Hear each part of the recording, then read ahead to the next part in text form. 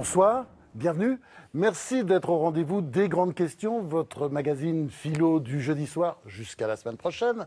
Ce soir, eh bien, on va se poser la grande question, est-ce qu'on peut continuer à vivre ensemble? On va se la poser avec l'ancienne ministre Fadela Amara, célèbre fondatrice de Ni pute ni soumise, notre grand pédiatre national, grand psy aussi, Aldo Naouri, auteur de Les couples et leur argent, aux éditions Odile Jacob, et puis d'une essayiste, par ailleurs conseillère communale d'Ixelles, en Belgique, on parle beaucoup de la Belgique en ce moment, hein, Asita Kanko, qui publie donc La deuxième moitié, c'est un livre sur les femmes, le nouveau féminisme. Face à elle, nos trois agrégés de philosophie que le monde entier nous envie, Géraldine Mühlmann, Eliette Abécassis et Mazarine Pinjot.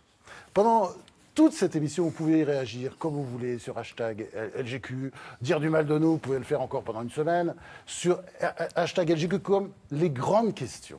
Alors, la première grande question, hein, comment vous avez réagi, vous, personnellement, d'abord, après les deux derniers chocs, le choc du 13 novembre, avec le Bataclan et ce qui s'est passé sur plusieurs terrasses de cafés parisiens, et puis les résultats du premier tour des élections régionales. On commence par qui? Par Aldo Naouri, j'ai l'impression qu'il a envie de parler.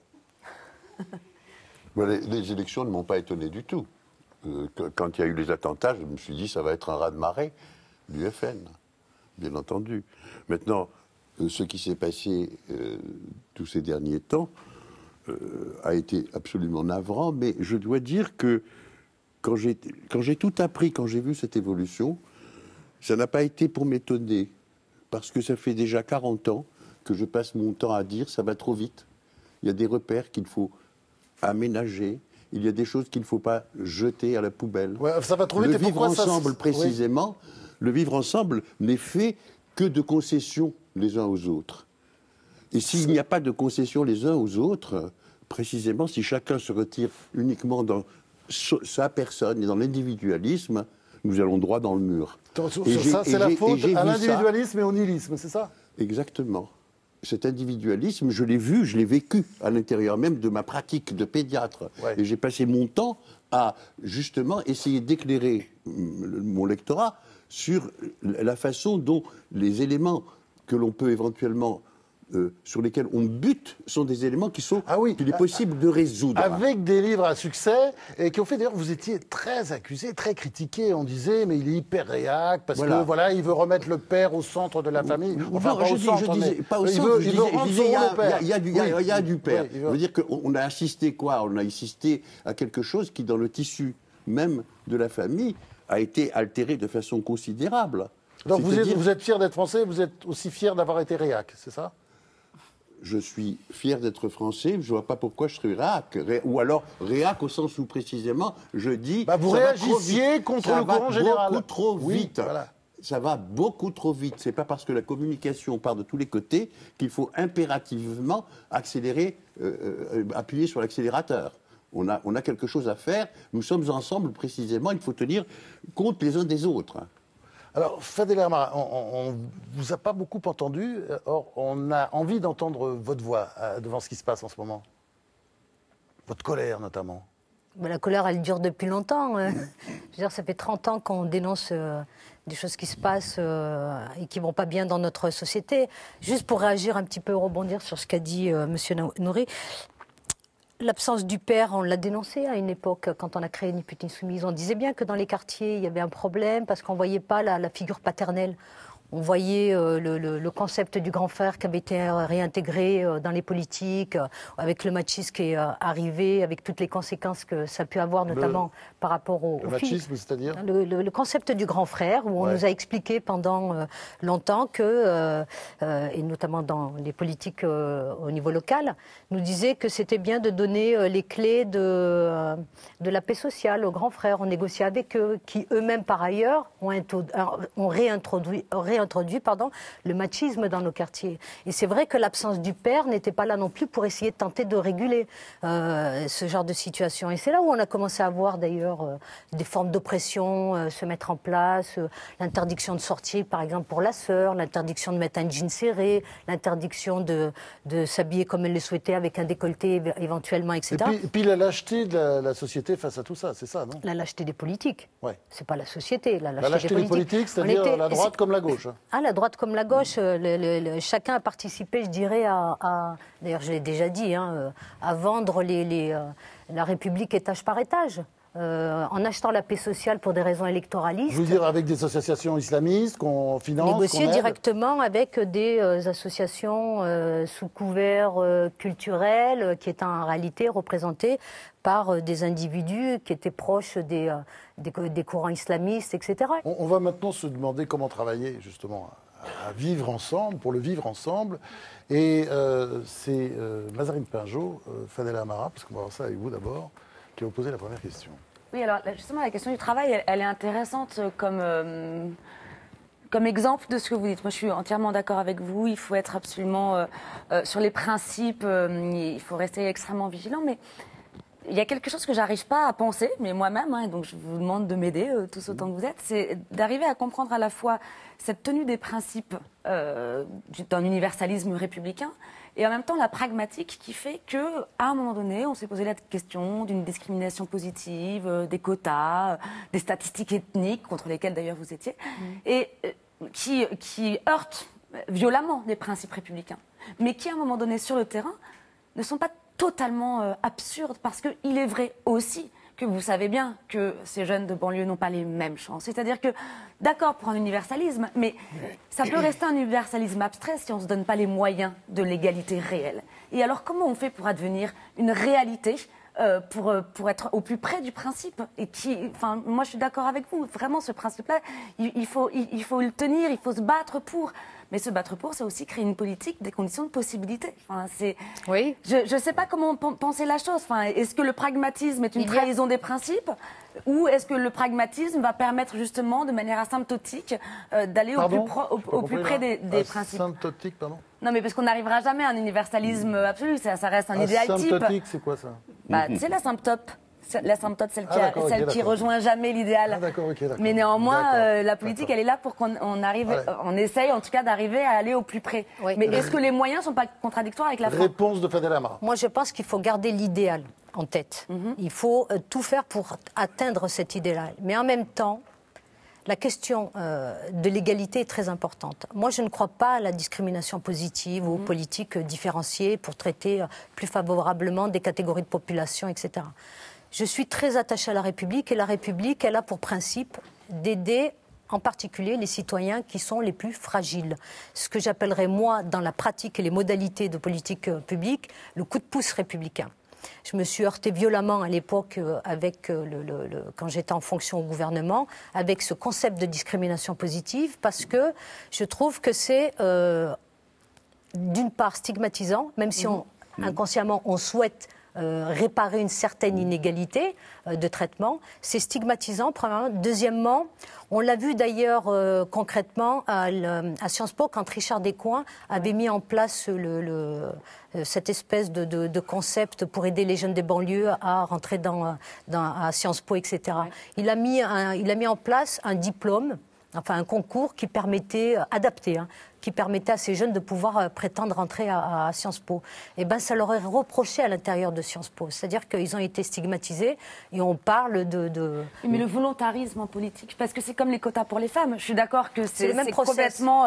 On pourrait se dire c'est anti-républicain. Sauf que les femmes, c'est transversal. Mais il n'empêche que grâce à ça, il y en a plus. Enfin, je veux dire, est-ce que dans 3 générations, c'est pas par une politique un peu plus volontariste qu'on va accéder à cette forme d'égalité? Et je suis d'accord, je suis d'accord avec vous, c'est anti-universaliste en termes... Oui, mais il n'y a pas besoin, je comprends, mais il n'y a pas besoin de passer par des politiques de discrimination. Non, moi j'en suis convaincue. Mais comment? Mais l'ensemble. Il y a besoin d'appliquer. L'ensemble est fait d'individus. Et c'est précisément ce que l'individu est qui va faire l'ensemble. Et c'est pour cela aussi que la façon dont la famille a évolué ces 50 dernières années est quelque chose qui met en place ces éléments-là. c'est-à-dire cette difficulté que nous rencontrons. Et quand on me demande comment faire, je dis le premier outil, c'est l'éducation. Oui, enfin, il y a aussi le travail, c'est-à-dire là, parce que c'est de ça qu'on va essayer de parler maintenant. Il y a aussi une discrimination dans le travail. Est-ce qu'il peut y avoir du vivre ensemble quand il n'y a pas de travail ou quand il n'y a pas assez de travail, enfin, ou quand il y a de la discrimination à l'emploi. Ou quand il y a de la discrimination dans le travail. Voilà. Sûr. Est-ce que c'est possible? Mais le mérite n'a jamais empêché les gens d'accéder à quelque chose, même si éventuellement ils étaient en position extrêmement mauvaise. Je veux dire que les gens, les discriminations sont effectivement produites en fonction mais pas du mérite. Pardon ? Elles ne sont pas faites en fonction du mérite, les discriminations. C'est bien le problème. Si elles n'étaient faites qu'en fonction du mérite, à la limite, on pourrait se dire, OK, ça n'est que justice. Oui, mais elles sont faites aussi en fonction de votre sexe, en fonction de votre couleur de peau. Enfin, je veux dire, alors, pour redescendre un peu sur Terre quand même, il y a des personnes qui y arrivent malgré les handicaps. Fadel Amara est devenue ministre et Assita Kanko, là, vous travaillez dans une entreprise. Enfin voilà, vous êtes conseillère communale d'Ixelles à Bruxelles. Ça marche? Pourquoi ça marche? Pourquoi ça marche vous et pas d'autres? Parce qu'elles sont belles. Mais oui. Mais parce qu'elle est elle. Mais je pense qu'on doit être le premier à y croire. On doit croire en soi et travailler. Moi, ce que je constate sur le terrain à Bruxelles, quand je rencontre les jeunes et des femmes aussi issues de la diversité ou non, le problème parfois, c'est quand les gens ne croient pas qu'ils peuvent y arriver. Et le sentiment que j'ai à travers mon expérience personnelle, peut-être que vous l'avez connu aussi, c'est que parfois les gens nous verront à travers notre propre regard. Donc c'est souvent ça. Et il y a dans la société, Bruxelles que je connais mieux, je vais prendre l'exemple de Bruxelles que je connais mieux, il y a un laisser-aller. Donc pour moi, il y a 3 axes. Il y a l'éducation. Il y a l'éducation, il y a le cloisonnement, il commence aussi dès la première primaire, on dit le CP1 ici en France, dès la première primaire en Belgique, on met les enfants séparés, chacun suit le cours de sa propre religion. Déjà, ça commence là. Donc le cloisonnement qui commence à l'école. Plus tard, au niveau du secondaire, il y a plein d'enfants qui se plaignent parce qu'on les incite, on n'encourage pas leur ambition. C'est comme s'il y avait des gens qui avaient le droit d'être ambitieux et d'autres pas. C'est la même chose entre les hommes et les femmes. C'est comme si on est ambitieuse, donc nous sommes des salopes, et ils sont ambitieux, donc ils sont courageux. Et c'est pas comme ça. Et alors après, dans la société, d'ailleurs, la banlieue, elle ne devrait même pas exister. Pourquoi il y a des banlieues? Pourquoi à Bruxelles, il y a aussi des quartiers où les gens ne veulent pas aller et des quartiers où tout le monde veut aller? Donc il y a aussi une politique de la ville qui n'a pas été intelligente. Oui, mais est-ce qu'il y aurait un peu de travail? Est-ce que les choses ne seraient pas plus simples? Le travail... Mais il est clair que quand on est dans un contexte où le travail est partout, où on peut trouver un boulot partout, c'est clair que la société va mieux. Il y a moins de problèmes. Mais évidemment que c'est clair. Mais moi, je suis persuadée, on l'a fait d'ailleurs à un moment quand j'étais en fonction, on a fait évoluer les mentalités, notamment pour lutter efficacement contre les discriminations. Parce que c'est vrai, il y a une question de projection, il y a une question d'image, et l'éducation est très importante, etc. Mais moi, je m'inscris en faux dans le débat actuel où j'entends politique d'intégration, c'est l'échec, ça ne marche pas. C'est pas vrai, c'est un mensonge, c'est même une escroquerie intellectuelle. Parce que quand vous regardez dans le paysage, vous avez des gens issus de l'immigration qui sont devenus médecins, d'autres avocats. Absolument. On en est à la 3e génération. Donc partout, vous avez même des journalistes, vous n'avez qu'à voir. Donc partout, il y a des gens qui sont issus de l'immigration et qui ont réussi. Le problème que nous avons aujourd'hui, c'est premièrement des poches de pauvreté qui sont concentrées. Ça, c'est pas normal dans la République. Ce que le Premier ministre a appelé les ghettos. Les ghettos, voilà. Donc ça, c'est la première chose. La deuxième chose, c'est qu'aujourd'hui, nous sommes dans une situation économique qui est plutôt fragile, voire même très faible. Et donc, effectivement, il y a un problème de boulot, de production de richesse qui permet justement de pouvoir créer de l'emploi, etc. Donc, il faut pousser de ce côté-là pour qu'on réussisse à relancer une économie qui produira plus d'emplois et qui permettra à tout le monde de pouvoir trouver sa place. Mais je voudrais quand même attirer l'attention sur une chose. Compte tenu des événements que nous venons de vivre, et du fait que dans nos quartiers, malheureusement, pas uniquement dans les quartiers, parce qu'on a vu que les profils des jeunes qui partent au djihad ne viennent pas que des banlieues, je tiens à le préciser. Et ce ne sont pas toujours des pauvres, contrairement à ce qu'on nous raconte. Contrairement, exactement. Et parfois, c'est plutôt, je dirais presque l'élite. Exactement. Il y a effectivement certains jeunes qui sont en déshérence, on peut dire élite dans ces cas-là, qui ont été happés par ces assassins, mais il y a effectivement des gens qui sont mentalement costauds, surdiplômés et qui sont souvent en réalité les idéologues. Bon, ce que je voudrais dire là, c'est qu'il ne faut pas se faire d'illusions. Même si on retrouve le plein emploi, même si tout le monde a du boulot, il restera en tout état de cause, cette idéologie politique à combattre. Parce que c'est un phénomène international qui n'a rien à voir à l'appartenance à la pauvreté, etc. C'est vraiment un projet politique contre projet politique. Moi, je l'ai dit il y a quelque temps, parce que ça fait longtemps que je combats les islamistes. Aujourd'hui, nous sommes dans une situation pas franco-nationale, européenne. Nous sommes vraiment dans une situation mondiale où il y a deux camps qui s'affrontent. Les progressistes et vous avez les rétrogrades, les conservateurs et les islamistes. Oui, ça, les assassins, vous pouvez dire. Et les assassins, évidemment. Géraldine Mühlmann. Oui, à propos de cette idéologie politique qui, donc, si j'ai bien compris, fait partie des causes, et vous dites aussi, Aldo Naori, une espèce d'idéologie, au fond, quelque chose de post-68, un peu individualiste, j'essaye de m'intégrer à votre réflexion, Aldo Naori, et puis d'un peu communautariste, vendant la République étage par étage, avez-vous dit, Fadela Amera. Bon, moi, je veux bien tout ça, enfin, c'est intéressant, ces idées, on peut en discuter, on peut, comme vous le faites l'un et l'autre, autrement, combattre tout cela. Mais je reconnais que j'ai un peu du mal à en faire des causes directes de la situation actuelle, c'est-à-dire le djihadisme d'un côté, qui existe sur notre territoire, le FN. Pas que sur le territoire français. Absolument. Regardez ce qui se passe en Tunisie, ce qui s'est passé en Algérie. Tout à fait d'accord. Le FN ne confond pas, bien entendu, il ne faut pas le mettre sur le même plan. Non, mais disons bien cette sûr. situation, quand même, que vous avez qualifiée de réaction, finalement, très dure, un peu autoritaire, à une sorte de délitement général depuis, disons, 20 ans. Un retour de bâton. Un retour de bâton. C'est ce que vous avez dit. L'un et l'autre, il y avait un lien. Moi, ce qui m'embête un peu, si vous voulez, c'est que quand on regarde historiquement, en France, on reste une des terres où, quand même, on a mené des combats. Je sais bien que ça a été dur, Fadela Amara, mais on les a gagnés. On a fait le voile à l'école. Oui. On a fini par le gagner. Une des plus grandes victoires. La burqa. Vous dites qu'il y a eu des débats avec la gauche, etc. Mais la loi est passée. Oui. Ce n'est pas le cas en Belgique. Ce n'est pas le cas en Angleterre. Ce n'est pas le cas dans les Mais pays à quel scandinaves. prix? Ce n'est pas le cas À au quel Danemark. prix? Donc, au regard du monde entier, nous sommes un pays qui n'est pas très communautariste, qui a quand même affirmé très fort des principes très forts, et ça lui arrive quand même. Vous voyez ce que je veux dire? Donc je suis en train de me demander si le problème de la situation actuelle, au fond, ne déborde pas complètement cet affrontement entre, disons, Ne dites pas que vous républicains. êtes en train de vous demander s'il n'aurait pas fallu se coucher. Non, c'est pas ça. Non, je me dis simplement que c'est un peu...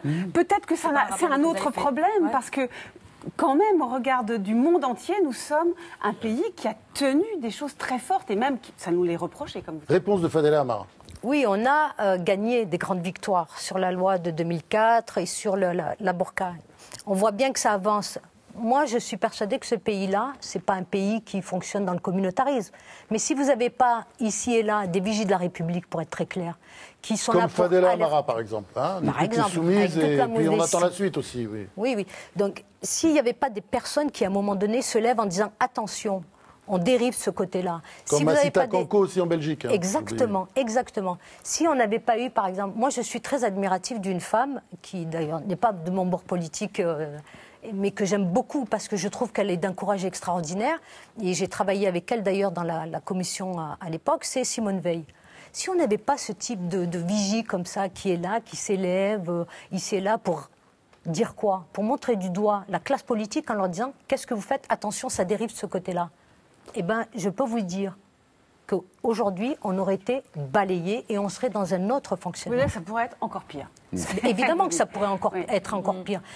Vous ça ne pensez nous pas que empêche le pas, logiciel, la effectivement... manière de penser le problème, peut-être montre là ses limites. Qu'au fond, quel que soit le modèle social, plutôt communautarisant, il faut bien le dire, l'Angleterre, les pays scandinaves, la Belgique le sont beaucoup plus que nous, ou plutôt républicain à la française, moi j'ai le sentiment que ce n'est pas le bon sujet. Qu'en réalité, ce qui nous arrive déborde largement ce débat. Oui, vous avez raison sur le fond, parce qu'en réalité, ce qui nous arrive dépasse totalement l'organisation des systèmes de régime de chaque pays. On a affaire à une vague de fond qui touche le monde entier. On le voit, parce que malheureusement, les attentats n'ont pas touché que notre pays, ils ont touché d'autres pays. Et cette idéologie politique dont je parlais tout à l'heure, elle touche le monde entier. Et c'est vrai que, quel que soit le système qui a été mis en place, il n'y a pas de réponse en réalité réelle et concrète, si ce n'est de se dire qu'il faut se lever et résister en réalité à cette vague idéologique qui est un projet politique totalitariste et qui concerne tous les républicains et tous les démocrates, quels que soient les régimes auxquels on appartient les uns et les autres. Mais une des conséquences malheureuses, de cette situation. On l'a vu d'ailleurs au résultat des dernières élections. On a une montée du Front National qui répond en réalité, qui est une des conséquences de ce qui se passe au niveau mondial, y compris dans notre pays avec les derniers attentats, parce qu'il y a un vrai sentiment d'insécurité qui existe. Mais moi, je crois que ces actes terroristes, en réalité, ont pour objectif qu'on se fasse, le peuple français dans son ensemble, qu'on se fasse harakiri. C'est-à-dire qu'on commence à se regarder en chien de faïence les uns et les autres, et on commence à se haïr. C'est porté d'ailleurs par des discours politiques, on le voit bien, notamment par le Front National. Donc une des conséquences, c'est vraiment d'arriver à diviser le pays, etc. Et moi, je pense que pour résister à ça, c'est faire la démonstration à chaque fois qu'on reste dans une des valeurs qui est très importante dans la République, c'est la fraternité. C'est rester toujours dans cette hypothèse de la fraternité, vécue ensemble, quelles que soient nos appartenances. Parce que sinon, c'est la victoire des personnes qui cherchent à nous détruire et qui cherchent, non pas à nous détruire physiquement, mais à détruire le modèle que nous représentons les uns et les autres. Alors, Fadel Amara, on va maintenant se demander si c'est par l'éducation aussi qu'on pourra mieux vivre ensemble. On va se le demander donc avec Aldo Naouri, notre grand pédiatre national, né à Libye, à Benghazi, donc qui connaît bien, disons, qui connaît bien la culture musulmane. Oui, voilà. Je voulais dire justement que j'étais un parfait exemple d'intégration, puisque enfin, ou en tout cas, j'ai eu un parcours de migrant. Presque d'assimilation d'ailleurs, hein, mais non, je sais pas. C'est beaucoup plus important que ça, parce que ce qu'on ne sait pas assez, et qu'on ne prend pas assez en conséquence, c'est que justement, la langue est porteuse. C'est pour ça aussi que je suis très attaché aux mots. Et que ça donne une spécificité. Mais à l'intérieur d'un univers dans lequel il y a cette laïcité, ce vivre ensemble, dont la loi, c'est le don et le contre-don, c'est-à-dire que c'est toujours comme ça que les sociétés ont évolué, à partir du moment où on détruit cela, c'est chacun pour soi et Dieu pour tous. Et effectivement, ce que dit Fadela Amara en disant que le FN est l'allié objectif justement des forces qui nous attaquent, elle a raison. Parce que qu'est-ce qui va se passer ? Qu'est-ce qui va se passer ? Justement, la fraternité va disparaître et on va effectivement se regarder en chien de faïence et se dénoncer les uns les autres. Alors, moi je partais du principe que précisément c'était à l'éducation qu'on devait éventuellement faire confiance en patientant, parce qu'on ne va pas obtenir des résultats en 1 an, 2 ans, 3 ans. Ça, de ce côté-là, le règlement du politique est d'une autre sorte. Mais si on veut préparer l'avenir, que c'est la clé. Ça fait des décennies qu'on le dit, et rien n'est fait, rien n'avance. Rien. Tout le monde s'en fout. Tout le monde s'en fout. Et comment c'est possible, ça ? Mais ça ne fait rien. On va aller demander aux enseignants, ils vous diront le malheur dans lequel ils sont. Ne serait-ce, je parle mal payés, maltraités, non, je dirais insultés par les parents d'élèves. Ça n'est que de l'instruction. Moi, l'éducation dont je parle, c'est l'éducation à l'intérieur du tissu familial. C'est-à-dire quelque chose qui consiste éventuellement à ne pas faire de cet enfant... Après, il y a l'école qui peut rattraper les choses aussi, Aldo Naouri. Elle rattrape comme elle peut. Oui, mais comme c'est parti, parfois elle rattrape, mais comme elle peut. Le point de départ, c'est une direction. Tout à l'heure, vous parliez d'asymptote. L'asymptote, c'est à un moment où la courbe va très loin. Mais là, on est en pleine ascension de cette courbe. On n'est pas encore, on est très très loin de l'asymptote. Donc on est là dans quelque chose où on a besoin de réfléchir pour préparer un avenir de nos sociétés à partir de la base. Est-ce que c'est pas plus dur aujourd'hui qu'avant, dans la mesure où quand même les enfants ont changé, ont accès à beaucoup d'informations, on s'apporte pas plus que les parents Beaucoup plus. Ce qu'on ne remarque pas, c'est que précisément, parce que vous m'interrogez en tant que pédiatre, c'est que le statut de l'enfant a totalement changé. Il est devenu aujourd'hui un produit de consommation, puisqu'on estime y avoir droit. Alors que justement, auparavant, tout cela n'existait pas. Et on a mis en place des outils pour précisément satisfaire ce droit et cette demande. Tout cela n'est pas anodin. Est-ce qu'on n'est pas en train de retourner à notre insu dans une mentalité un peu, ou bien alors fataliste, ou bien esclavagiste ? Vous pouvez expliquer là ? Mais oui, parce qu'à partir du moment où l'enfant devient un produit, si vous voulez, nous sommes là dans quelque chose qui est une chosification de l'humain. Et ça, on s'en aperçoit. Pourtant, vous dites en même temps que c'est le règne de l'enfant roi. Donc c'est l'enfant esclave et l'enfant roi en même temps. Non, l'enfant roi est esclave. L'enfant roi, c'est exactement l'enfant dont on veut faire un esclave des idéologies. C'est-à-dire qu'on fuit la raison, on fuit en quelque sorte la juste mesure pour aller dans des excès qui ont des éléments de retour.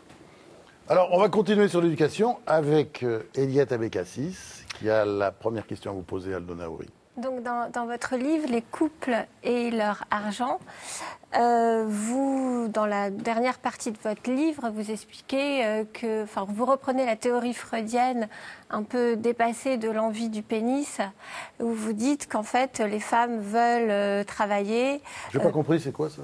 Alors, en fait, c'est Freud qui a développé l'envie du pénis chez Freud. C'est Freud qui a développé cette théorie, mais controversée et aujourd'hui dépassée, que les petites filles auraient envie du pénis et que pour cela, elles développeraient une forme de rivalité avec les Il a écrit des livres avec les hommes. Et vous reprenez cette théorie pour expliquer que finalement le travail des femmes correspond à cette envie du pénis et cette rivalité avec l'homme, et d'une certaine façon mettrait en danger le couple. Ah non, je n'ai jamais dit, je vous défie de trouver un passage dans lequel je dis ce genre de choses. D'accord. Deuxièmement, quand éventuellement le pénis-né, l'envie de pénis élaboré par Freud est contesté, ça ne veut pas dire du tout qu'il est dépassé. Qu'il soit contesté, je veux bien. Ah ouais. Qu'il soit dépassé, ça, je demande à voir. D'ailleurs, je signale simplement qu'à l'intérieur même de ma pratique, combien de fois ai-je eu des témoignages de petites filles qui sont là en train de me dire, quand je leur dis la dent tu l'as perdue mais il va en pousser une autre, et qui me disent il va me pousser aussi un zizi. Vous avez des dessins d'enfants, des dessins des petites filles qui sont très spécifiques, etc., etc. Donc quand je reprends cela, ça n'est pas pour dire que ça met en danger le couple. Je donne ça comme réponse à la question que je me suis posée, qui est le pourquoi est-ce que le travail féminin a eu ce succès tellement considérable en si peu de temps. Dans l'espace de ma carrière, au début de ma carrière, 10% des femmes travaillaient, 90% ne travaillaient pas. À la fin de ma carrière, 10% ne travaillaient pas, 90% travaillaient. Ce succès a été considérable, bien qu'elles juste été maltraitées. C'est-à-dire qu'on les a payées de façon ridicule. Beaucoup moins. Beaucoup moins, etc., etc. Elles y sont allées, et elles ont conquis tout, et elles ont parfaitement bien fait de conquérir. Et mon Dieu, je suis là en train de dire, chaque femme fait ce qu'elle veut, et je n'ai pas à poser de questions. Je prends à l'intérieur simplement de ce fait la question du pourquoi ça a été si vite. Et je dis, eh bien, on a une réponse. Ce problème de pénis-né n'est pas un problème de la femme face à l'homme, c'est le problème de la femme avec sa mère. Et là, vous faites un bilan des dernières décennies où vous dites que finalement, l'évolution de la société a livré les femmes à leur mère. Ça, c'est votre grande théorie, c'est-à-dire que finalement, c'est toujours de la faute des femmes si la société est déséquilibrée, si le couple est déséquilibré, c'est parce que les mères ont absorbé leurs filles et ne leur laissent pas leur indépendance. Les mères n'absorbent absolument pas leurs filles. Jamais. Et jamais elles ne viennent obérer leur indépendance. Et toutes ces femmes qui sont là avec leurs filles ont été des filles de femmes. Nous sommes là dans un processus qui, biologiquement parlant, fait que vous êtes issu de votre mère, qui est issue de sa mère, qui est issue de sa mère, etc. Nous sommes dans un emboîtement du type poupée gigogne. Et précisément, cette question, c'est la question que se pose une femme, puis-je sortir de ce système de gigogne? Et ça, c'est une question qui, à la fois, la travaille considérablement et jusqu'à la fin de sa vie, et quel que soit le travail qu'elle fasse sur elle-même, on ne peut pas se débarrasser de cela. Donc, et en même temps, précisément, c'est à la fois une aide et une fausse question qui la distrait d'autre chose. Donc, est-ce que par le travail, on peut considérer que la femme a conquis son indépendance sans avoir forcément envie du pénis? Mais je dis que c'est précisément un substitut. Je dis bien que c'est un substitut. Et C'est un comme- substitut et ça du explique pénis. un Donc substitut alors, du pénis. le travail est un substitut du pénis. Voilà. Et je le Au dis très secours, clairement. Michel Onfray, reviens, Michel Onfray. C'est clairement dit. Oui, absolument, c'est clairement Pardon dit. Là, Mais je c'est comprends très pas très faux. bien. C'est très faux. Je veux dire, pour les garçons, pour les hommes, c'est important aussi. Travailler, ça correspond à une envie profonde, je suis Oui. sûre.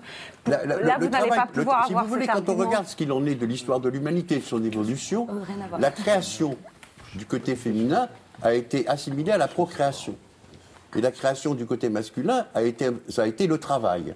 Aujourd'hui, les femmes travaillent, elles ont 2 pôles de création, les hommes n'en ont qu'un seul. Maintenant, ce qui se passe, si vous voulez, du côté des hommes, c'est qu'ils savent qu'ils sont différents de leur mère. Tout à fait nettement, puisque de toutes les façons, cette différence sexuelle vient le dire. Les filles ne savent pas qu'elles sont différentes de leur mère. Mais eux, ils sont peut-être en poupée gigogne avec garçons leur comme père. filles. Non, mais le père dans cette histoire est vraiment un personnage à côté. C'est-à-dire que ce qui se passe, c'est que dans tout petit âge, aux alentours du milieu de la 2e année, les petits garçons comme les petites filles conçoivent de leur mère une extraordinaire frayeur. Et cette frayeur-là va être combattue et va ouvrir sur la notion de différence ou de similitude. C'est-à-dire que le petit garçon qui se sent différent va développer tout un discours dont on sait très bien ce qu'il en est, de l'amour qu'il lui porte, je te me marierai plus tard, tu vas pas me tuer, etc. La petite fille n'a pas ça. Et elle reste livrée quelque part. Et elle le regrette. Elle en est désolée. Et elle va passer son temps à essayer justement de faire avec. Je n'ai toujours pas compris, moi, le lien entre le pénis et le vivre ensemble. Et bien pourtant, c'est. Attendez, alors non, mais on va le faire. On va le faire. Parce Voilà. que, Ah non, mais c'est on en pas vrai, vient- ça va pas on en- continuer encore. Mais si, Et on y parce vient, que c'est très justement, important. c'est un C'est très cauchemar. important. mais c'est très Non, non. important parce que justement, On y va, le vivre on y va. ensemble, hommes et femmes, est déjà très compliqué. Mais pas seulement ça, en fait. C'est là une question qui touche toute la société. Et là, je voudrais. Alors, je reprends Oui. ce que vous. Là, je Oui. vous cite. Hein. Oui. Comme elles savent, vous parlez des femmes, depuis qu'elles se sont mises à gagner leur vie, que rien n'est gratuit, on espérait les entendre se demander si le virage qui leur a été proposé n'est pas responsable de la précarité des couples. Oui. Donc, le travail des femmes est responsable de la précarité des couples. Pourrait être responsable de la précarité des couples. Pourquoi? Parce que quelque part, si vous voulez, ce système de demande de pénis a été résolu par l'invention même du couple. En ce que, et je cite, si vous voulez, la fable de Florian, en ce que c'est la fable de l'aveugle et du paralytique. Parce que les hommes aussi ont un handicap, mais ce n'est pas le même. Et c'est précisément dans l'acte sexuel que les choses se résolvent toujours. Et c'est dans cet acte-là que les choses se passent. Or, dans un acte comme celui-là, c'est vraiment du don et du contre-don. C'est la base même du vivre Donc, ça veut dire, ensemble. il faut faire l'amour pour bien vivre ensemble, mais ça, il n'y a pas besoin de Absolument. Freud. Il n'y a pas besoin de Freud pour apprendre ça. Mais oui, mais c'est très Le but de important. Michel Onfray. Mais allez faire des enquêtes pour avoir un peu comment ça se passe, l'amour. Non, mais Mais c'est quelque chose qui est en train de disparaître. Attends, alors, d'accord, une petite question. Parce qu'elle est- je ne sais pas ce qu'elle a aujourd'hui, mais elle est coquine. Hein, elle est coquine. Alors, Enya Tabekassis. Donc, pour en revenir sur la question de société qui nous préoccupe Oui. et le vivre Et ensemble. au pénis aussi. Et si vous voulez, oui.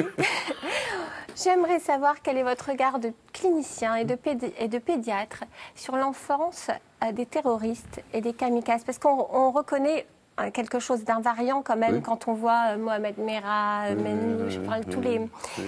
Effectivement, il y a le père qui n'est pas là, qui est absent. Oui. Ça, Alors- c'est tout à fait les théories d'Aldona, oui. Mais pas tout Ah à oui. fait. Ah non, il faut le Mais père, c'est pas important le père. Oui, le père, c'est très important. Oui. Mais dans l'idée d'Aldo Naori, je pense que c'est l'omniprésence de la mère qui est responsable de la mauvaise éducation, en quelque sorte, plus que le père qui a fait défaut. Est-ce que là, il n'y a pas, justement, au contraire de ce qu'il dit, un père qui a fait défaut, qui est parti? Mais bien, non seulement il y a un père Pas une qui a- mère non seulement omniprésente, qu'il mais y a un père qui est simplement plus là. Et Justement. c'est ça qui mène à la catastrophe du Mais vivre ensemble. justement, à partir du moment où il n'est plus là, le petit garçon, parce que vous parlez de Merah et autres, a le sentiment qu'il peut prendre sa place. Et c'est très régulier. Et on voit ça de façon fréquente à l'intérieur de la pratique pédiatrique. Et curieusement, c'est fait d'une façon telle qui est la mère disant à l'enfant, tu es l'homme de la maison. Vous voyez Et il Donc sait là, plus où c'est il de en- nouveau la mère qui réintroduit et qui... Le problème, on m'accuse toujours de charger les mères. Oui. Je dis simplement Oui, que vous chargez je beaucoup sur les les rappelle à leur responsabilité. C'est-à-dire que... Mais pourquoi ne pas rappeler les pères à leur responsabilité? parce qu'il ne peut C'est ça pas qu'il y faut avoir... faire. Les mères sont parce qu'ils très sont partis. Il ne peut Les pas y mères avoir sont de très père responsables. sans mère, alors qu'il peut y avoir de la mère sans père. Mais la mère est obligée mais de il jouer ne le peut rôle pas y de avoir la de mère père sans et du qu'il y ait- père, parce que le père n'est plus là. Oui, mais le père n'est plus là. S'il n'est plus là, il faut se Donc poser c'est la au question. père, c'est au Il faut père se poser la d'être- question du Enfin, pourquoi. Oh, ça, c'est de la politique de l'esprit. Trop raison Mais- pour le mais- terrorisme. il ne peut pas y avoir de Question- père à l'intérieur d'une question de- famille Oui. si le père n'a pas un soutien sociétal. Question de Mazarine Pinjot. C'est extrêmement important. Moi, je voudrais revenir justement sur la question du père. Oui. Parce qu'on parlait des politiques qui étaient lâches, qui n'osaient plus, justement, imposer la laïcité, qui faisaient des compromis avec les communautés, etc. etc.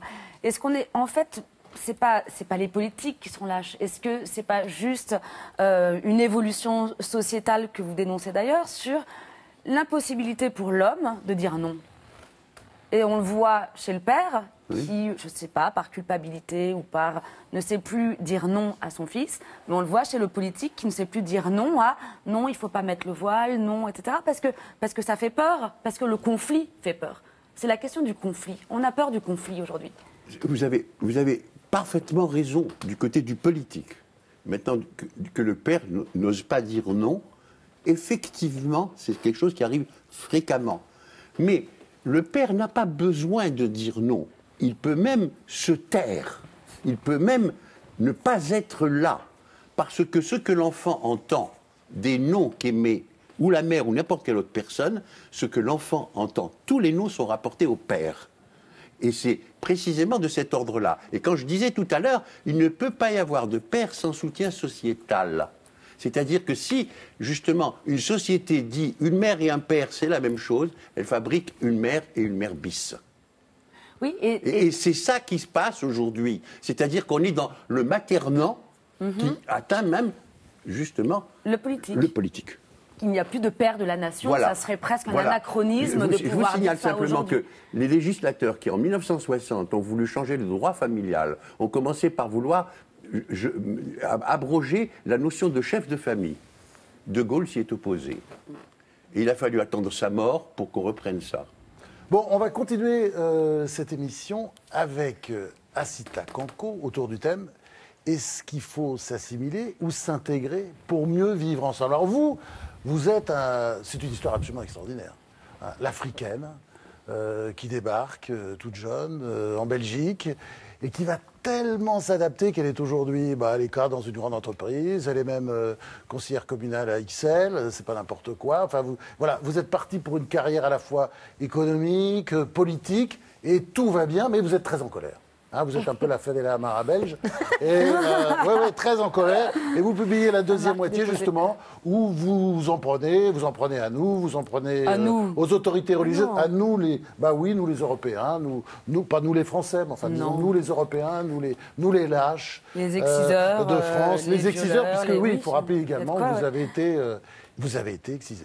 Voilà, j'ai été excisée, j'ai refusé de les demeurer. Donc voilà, j'espère que la plupart des femmes qui l'ont été pourront se lever et écrire leur propre histoire. Maintenant, c'est vrai que je suis très en colère. J'ai écrit ce livre en étant vraiment en colère. Bah, et pendant que je l'écrivais, j'ai été très énervée jusqu'à la fin et j'ai été très émue aussi. J'en ai pleuré et j'ai rencontré beaucoup de femmes et des hommes aussi, des expériences très intenses. Mais c'est aussi parce que j'ai beaucoup d'espoir, que je crois que nous sommes capables d'évoluer et de changer, la situation actuelle en accordant de la place aux femmes, la place qu'elles méritent. On parlait tout à l'heure de Londres, de la Grande-Bretagne, où la polygamie est toujours de mise, où on laisse faire... attendez, en France aussi, quand même. Pas qu'en Belgique, non, mais attendez. Pas légalement, mais enfin, partout. Hein. Voilà, elle n'est pas toujours musulmane, d'ailleurs. Hein. Moi, j'ai rien... D'avoir un amant, d'avoir une maîtresse, chacun fait un peu ce qu'il veut, mais il faut simplement pas que ça soit une raison de violer les droits fondamentaux d'une personne. Et la polygamie, il y a des gens qui pensent que c'est quelque chose de très érotique et de très agréable, mais ça l'est, à mon avis, pour tous les participants, sauf pour les femmes elles-mêmes, dans le sens où elles ne font pas forcément ce choix-là, de un. De deux, elles ne sont parfois même pas au courant de la situation dans laquelle elles se trouvent. Et de trois, leurs droits sont violés même de manière anticipative, parce qu'il y a celles qui vont pour divorcer, qui se rendent compte qu'elles n'ont jamais été mariées, qui n'ont pas de droits matrimoniaux. Et c'est aussi un problème pour la société, pas uniquement pour elles, parce que d'épouser plusieurs personnes et de les parquer dans des maisons différentes et d'avoir la sécurité sociale qui intervient un peu partout, alors que le type, il dort ici, aujourd'hui, là-bas, demain.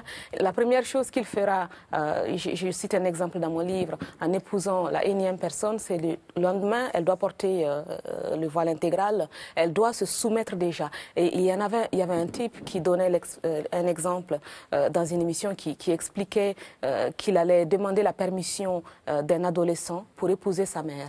Donc il part du principe qu'elle n'est même pas au XXIe siècle, elle n'a pas la capacité de décider pour elle-même. Donc c'est voir à quel point on infantilise les femmes, et tout cela va se terminer devant les tribunaux de la charia, donc qui existent en Grande-Bretagne. Je vous invite à lire le travail du docteur Mactelzee, une néerlandaise qui est allée dans ces tribunaux. Ah oui, mais on apprend plein de choses comme ça. Et on voit que ça se passe chez nous à côté. Ça se passe chez nous à côté. Donc ça, c'est cette polygamie-là. Et à la fin, la femme n'a pas le droit de divorcer. Elle doit attendre, et si elle décide de partir, elle risque des violences liées à l'honneur, parce qu'elle aura trahi l'honneur de quelqu'un, entre guillemets, et elles sont laissées à elles-mêmes. Donc ça, c'est cette justice qui est inaccessible pour beaucoup de femmes européennes, qui est inacceptable. Et à côté de ça, quand on vient, on regarde à côté, en Belgique ou en France, et qu'on voit combien de femmes vous avez au Parlement en France, c'est un peu honteux. Le Rwanda est même devant vous, et selon les derniers chiffres de juin, même le Soudan du Sud, si je ne me trompe pas, et l'Afghanistan. Donc c'est quand même honteux. Et quand on vient en Belgique, on peut regarder dans tous les gouvernements que nous avons, n'ont pas été capables d'avoir 50% partout. Et donc, quand on regarde cette situation, on voit que les femmes subissent des discriminations depuis la conception. Quand on regarde le génocide en Inde ou au Pakistan, jusqu'à la fin, jusqu'au cercueil. Donc c'est à chaque étape de la vie d'une femme que quand on regarde dans le monde, il y a une maltraitance. Et quand on travaille, c'est pas parce qu'on a envie de pénis. Moi, quand je travaille, c'est parce que je veux le pouvoir aller. Bon, c'est parce que quand je travaille, c'est parce que je veux le pouvoir de vivre librement, d'acheter ce que je veux, de financer ma liberté. Alors cette virulence, évidemment, on la retrouve dans la deuxième moitié, votre livre. Mais j'ai envie de revenir sur la question de l'assimilation, de l'intégration. Parce que vous êtes... bon, intégré, c'est évident, mais vous êtes assimilé aussi, non ? Un peu les deux, non? C'est la bataille du sexe des anges. Oui, quand on se dispute entre assimilation et intégration, parce qu'on peut être parfois intégré un peu assimilé ou assimilé pas très intégré. C'est une bataille de mots que je trouve, en fait, c'est une bataille de mots qui n'a pas vraiment de raison d'être. Moi, je pense qu'aujourd'hui, même ceux qui parlent d'intégration, et je l'ai souvent dit, même en Belgique, ne savent pas toujours de quoi ils parlent. Je pense qu'à un moment donné, il faut demander à tout le monde de quoi parlez-vous pour qu'on se rende compte, en fait, qu'on est peut-être en train de parler de quelque chose de tout à fait différent. C'est ça. Moi, je connais pas mal de gens qui ont dit il faut, de droite comme de gauche, qui disent il faut qu'on réussisse l'intégration, mais un jour, quand ils voient un immigré ou une immigrée bien intégrée qui arrive, j'ai l'impression qu'ils sont en panique, qu'ils se disent mais qu'est-ce qu'elle fait là, quoi?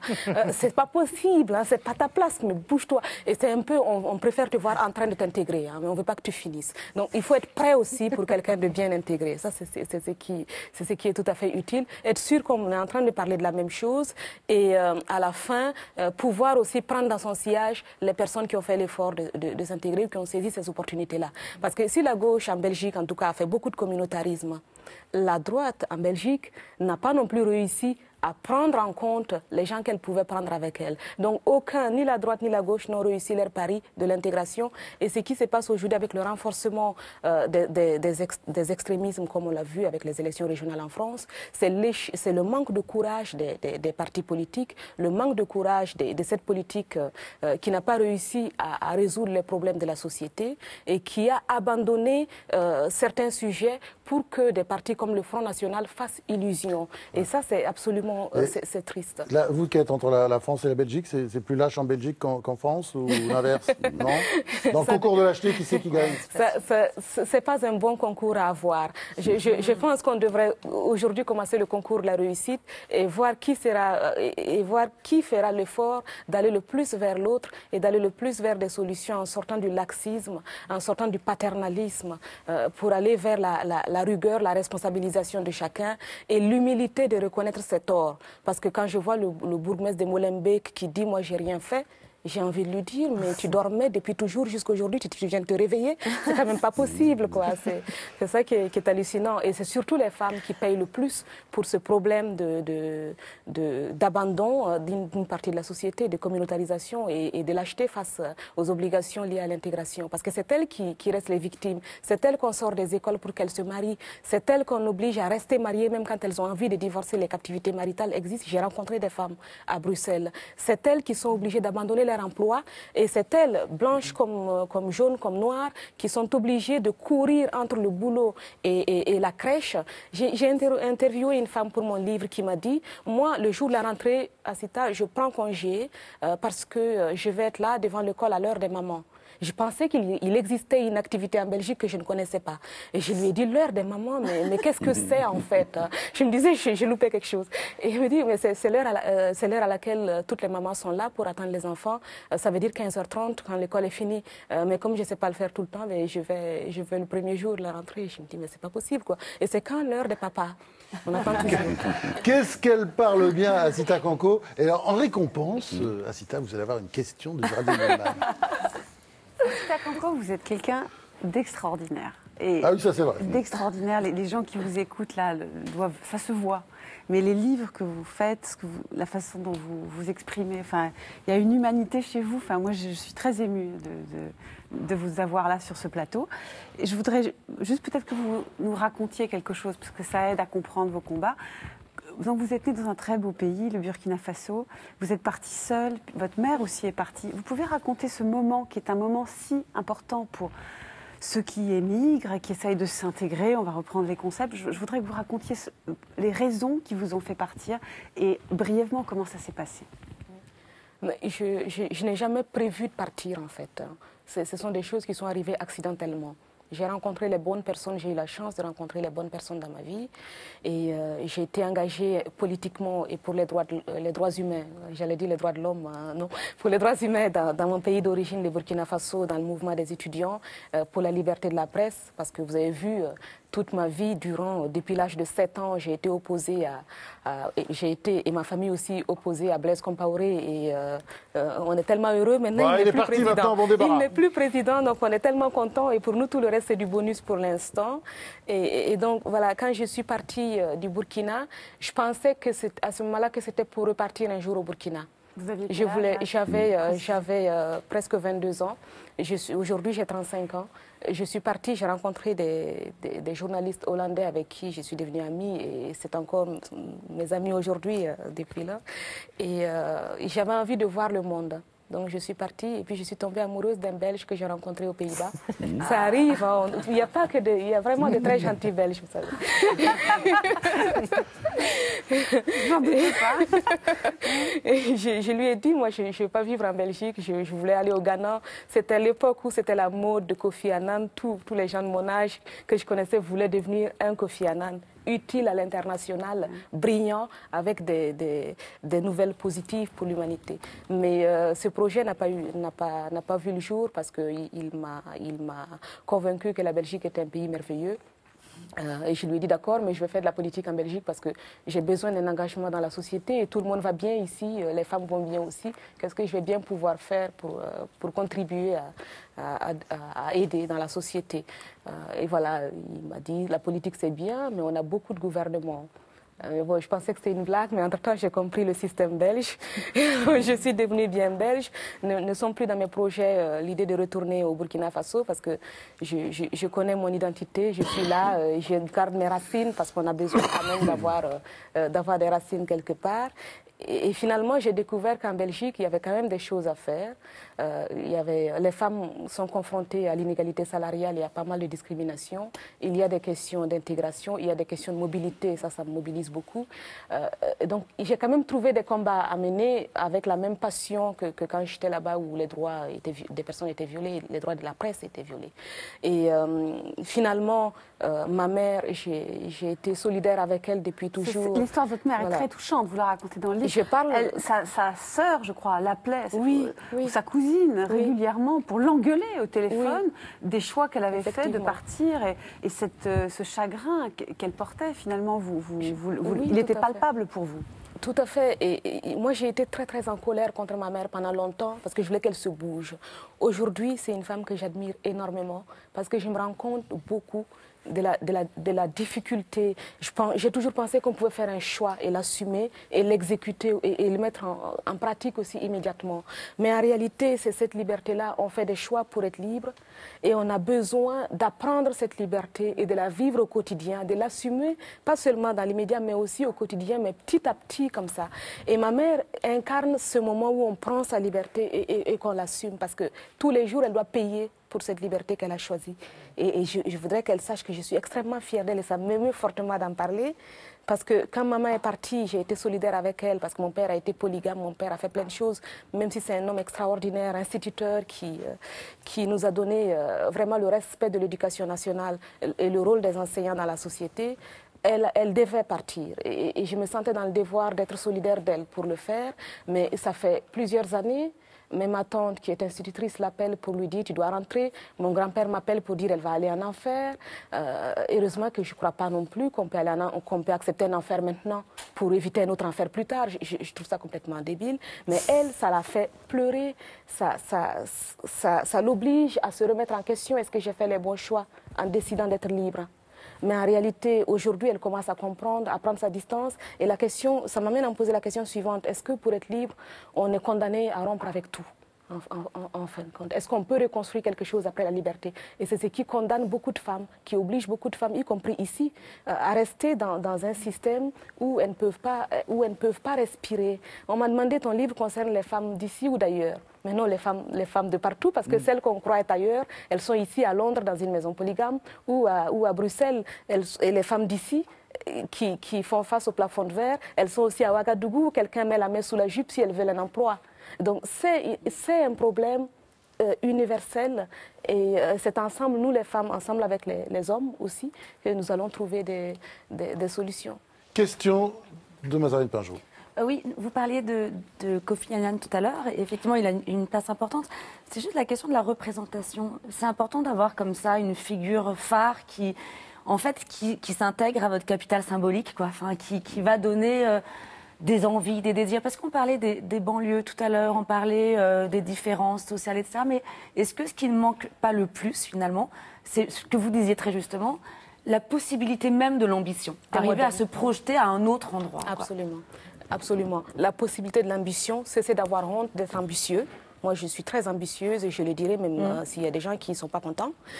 Il faut oser s'affirmer et oser défendre ce qu'on veut.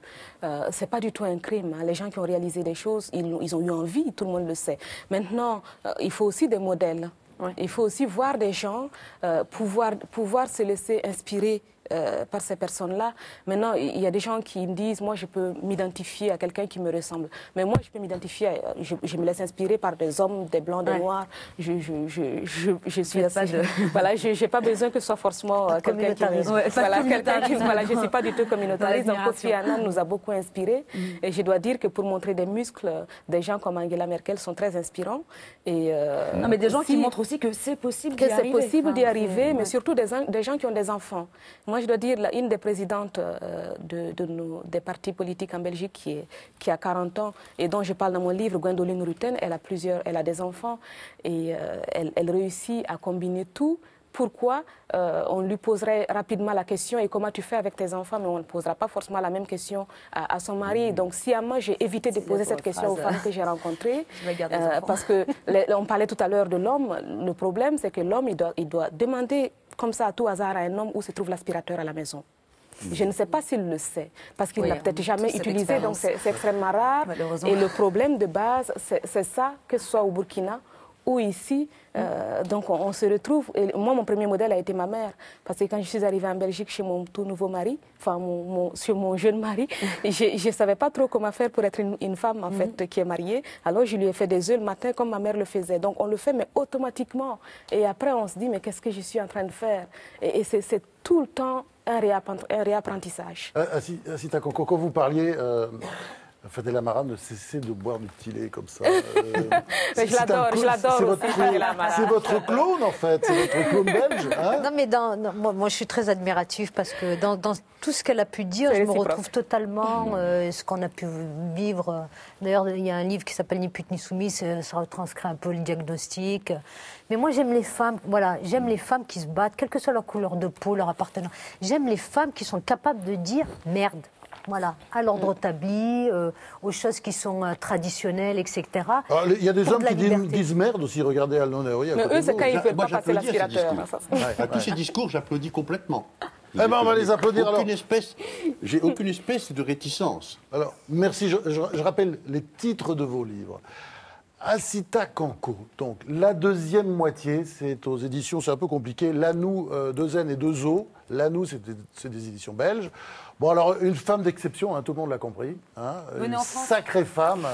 Venez en France peut-être, on a besoin de vous. Il y a de quoi faire. Venez faire de la politique avec Fadela Amara. Présentez-vous toutes les deux à la présidente, je ne sais pas, battez-vous en tout cas, on a besoin de vous. Donc, on va rester en contact. Assita Kanko, la deuxième moitié. Aldo Naouri, alors lui, c'est notre... Ouais, c'est une sorte de conscience, et puis il y va, il cogne. Là, le dernier livre, c'est Les couples et leur argent, aux éditions Odile Jacob. Ça permet, quand on a lu ce livre et qu'on fait bien attention, ça permet peut-être pour les couples aussi de vivre ensemble. Hein? Tout à fait. C'est ça l'idée. Tous mes livres sont faits pour que les couples vivent bien ensemble. Ah ben, merci, cher Aldo Naouri.